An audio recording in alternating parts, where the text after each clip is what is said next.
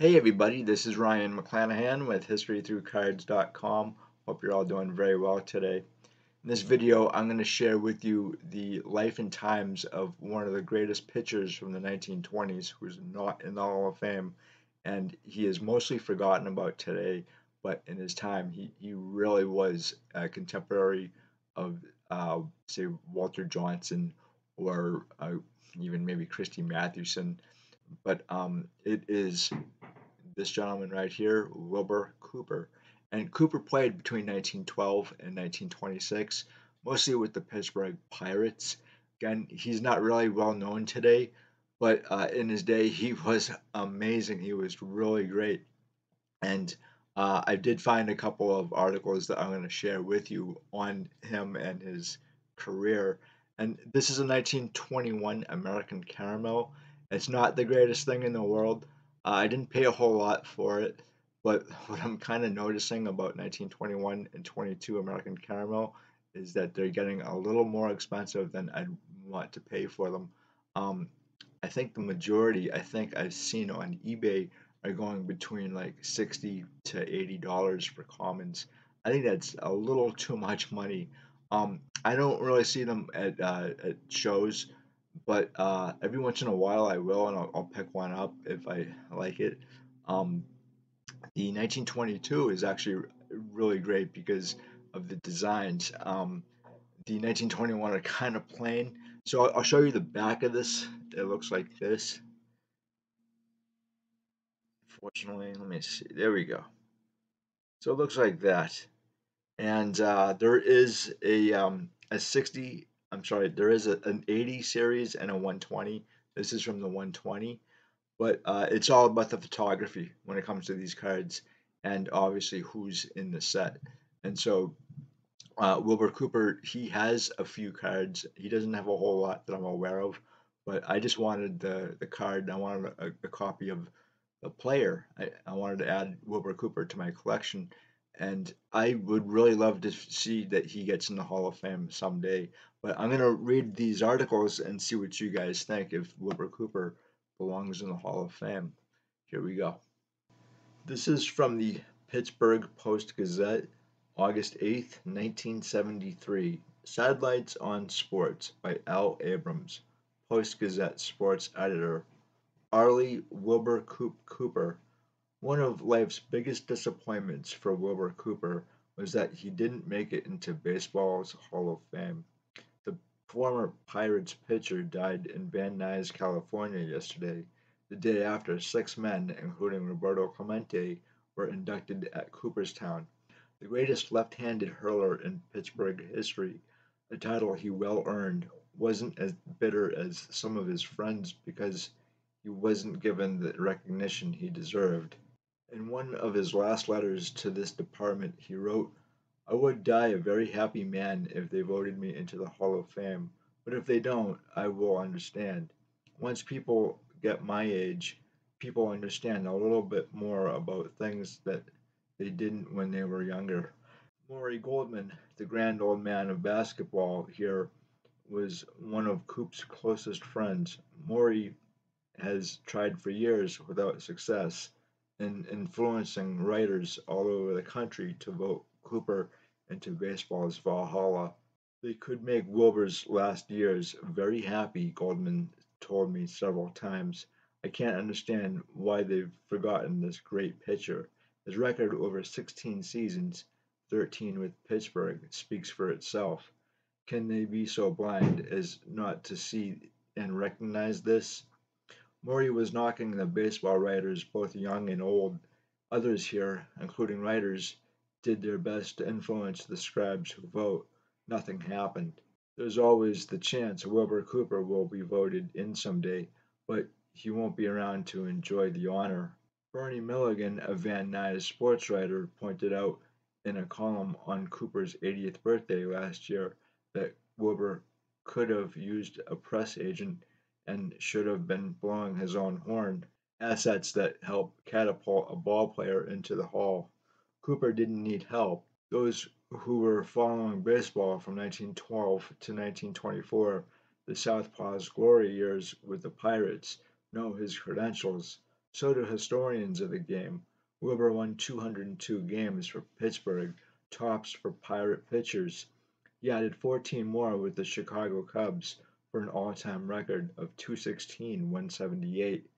In one 8-year span, Cooper racked up 161 triumphs here, an average of 20 per season. 4 times he hit the 20 mark and over. Twice he reached 19. Coop began to fade after he was traded to the Cubs at the end of the 1924 season. He wound up with the Detroit Tigers in 1926. One of the old-time stories written about Wilbur Cooper stated that Grantland Rice twice called him the greatest pitcher in organized baseball. This is quite a tribute when you realize that Coop pitched in the days of Christy Mathewson, Grover Alexander, and Walter Johnson. All were right-handers. Rice could have meant the greatest left-hander of his era. John McGraw offered Dreyfus $75,000 in 1919 for Cooper, which the Pirate owner promptly turned down. This was big money in those days. Cooper was a graceful left-hander, a picture pitcher on the mound. He had excellent control and was a top-notch fielder, according to his biography. Coop and Grover Alexander once pitched against each other at Forbes Field in a game that lasted only 59 minutes. The record is 51 minutes. Alexander is the greatest right-handed pitcher I ever saw, Cooper used to say. Anybody who can win 30 or more games in that candy box Baker Bowl in Philadelphia can walk on the moon. I got to know Wilbur Cooper some 10 years after he left the big leagues. He had class written all over him, just as he had on the mound. Coop lived here for some time before moving to Van Nuys some 10 years ago. He was in the real estate business for Trilly and Dunbar in the South Hills. Cooper and others enjoyed a laugh at the expense of Jake McPherson, who was the Old Post sports editor when the Southpaw first joined the Pirates. McPherson wrote after Cooper had a 5-16 season in 1916. The left-hander didn't have it and should be sent down to the minor leagues. McPherson, who later moved up to the ranks of the Post-Gazette as a top editor, is still around to kid himself about it. Cooper started the next year on his way to winning 161 games in 8 straight seasons. Sports editors missed them then, just as we do now. This is from the Pittsburgh Press, January 3rd, 1933, Pittsburgh, Pennsylvania. Box score memories. Stories of Pittsburgh's many former major league players by Volney Walsh. 2 years ago, one of the greatest southpaw pitchers the National League has ever known reached the end of baseball's winding trail. The arm that had baffled so many baseball's greatest batters lost its cunning. But the owner of that arm, Wilbur Cooper, was not through with the game that brought him fame. He turned to outfielding, and it was as an outfielder that one of the Diamond's ace pitchers ended his career in organized baseball. Today, Wilbur Cooper is a Pittsburgh businessman, but he can look back on a career in baseball with considerable pride and self-satisfaction.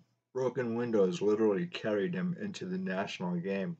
Ever since he can remember, Cooper liked to throw things. Anything he could get his hands on, he heaved, and frequently the missiles flew through windows of his boyhood home in Bearsville, West Virginia.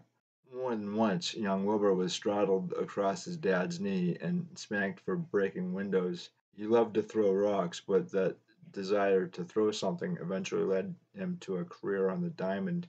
It wasn't a rock, but an improvised baseball of mud that was directly responsible. It was back in 1910. A bunch of us kids were throwing mud balls at a pasture, Cooper recalls, but we didn't have baseballs, so we used the best substitute we could find. A traveling salesman happened to stop at that pasture. He watched us for a few minutes and then called us aside.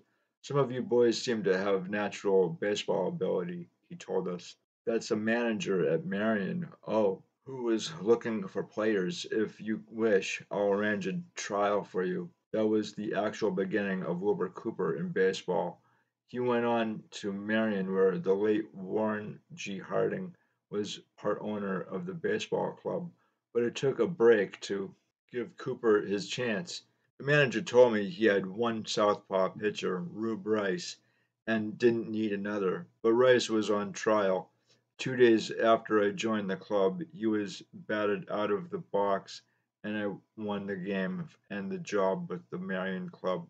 Cooper previously had two trials with other minor league clubs, but it was with Marion that he started down the baseball trail that led to fame. It wasn't long before he was in the big leagues with Pittsburgh in the National. In the fall of 1912, the Pirates grabbed him after he had spent part of one season with Columbus, and from 1912 until he was traded to the Chicago Cubs in the winter of 1924, Cooper was a Pirate moundsman. During that time, he developed into one of the greatest southpaws in the game. Baseball men called him the perfect southpaw. He had an easy delivery, was a genius at picking runners off the bases, and a remarkable hitter and fielder for a pitcher. The fates weren't always kind to Cooper during his playing days. He never has played in a World Series. In fact, he never has seen a World Series game.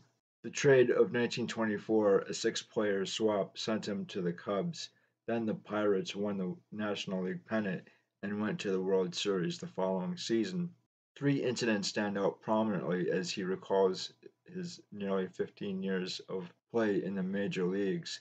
A one-hit game I pitched in Philadelphia in 1918 will never be forgotten by me, Cooper says.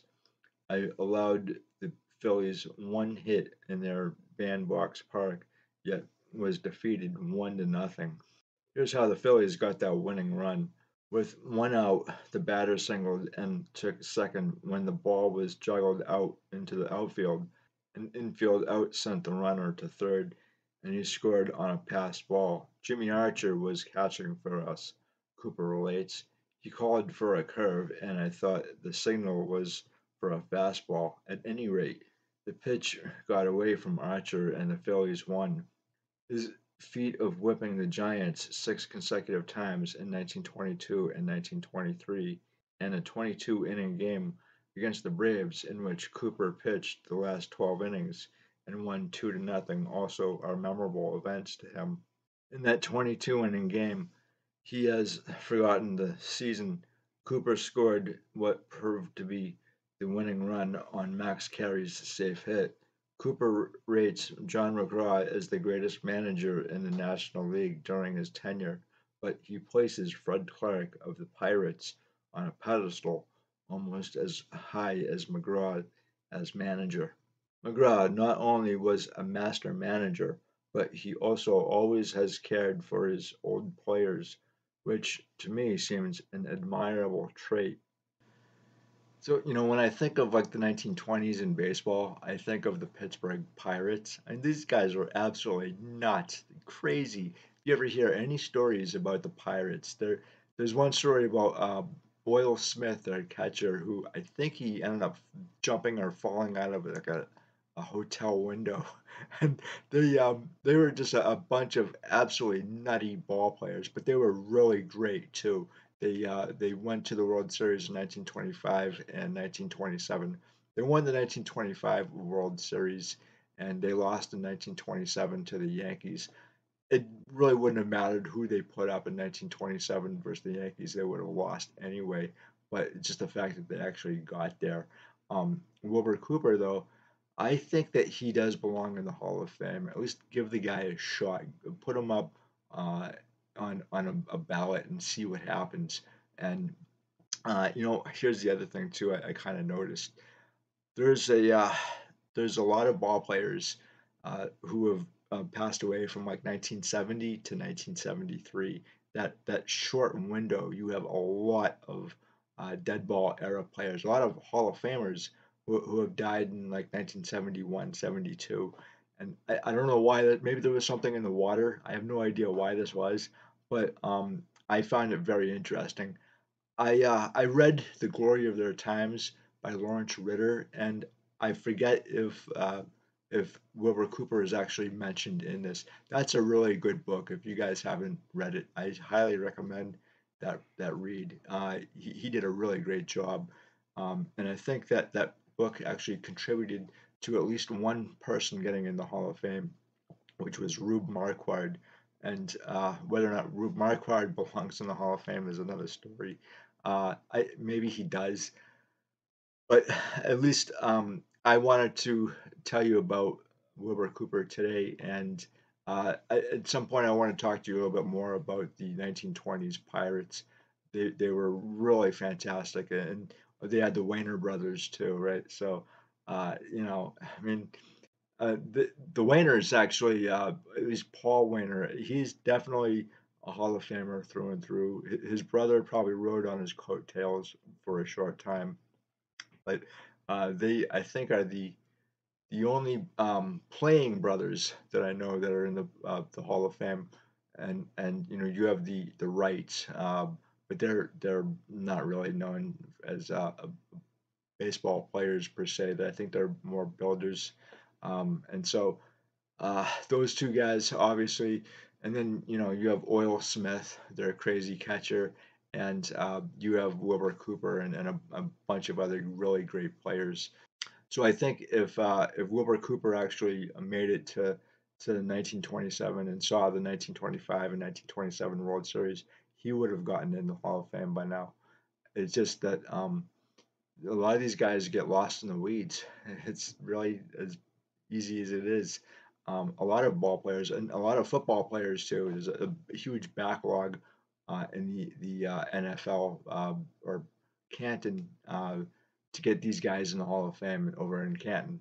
So I think maybe the same could be true a little bit for Cooperstown. So anyway, guys, that's my look into Wilbur Cooper. Let me know what you think about Mr. Cooper here and his career. Let me know if you think he belongs in the Hall of Fame or if you have any cards of his. I've had a heck of a time trying to find other cards of his. They're not the easiest things in the world to come across. Very rarely do I ever come across Wilbur Cooper's cards or a lot of cards from the 1920s, and in good condition too. So anyway, guys, that's it. Thank you so much for stopping by. I greatly appreciate it as always, and I'll talk to you in the next video. Have a good one. Bye.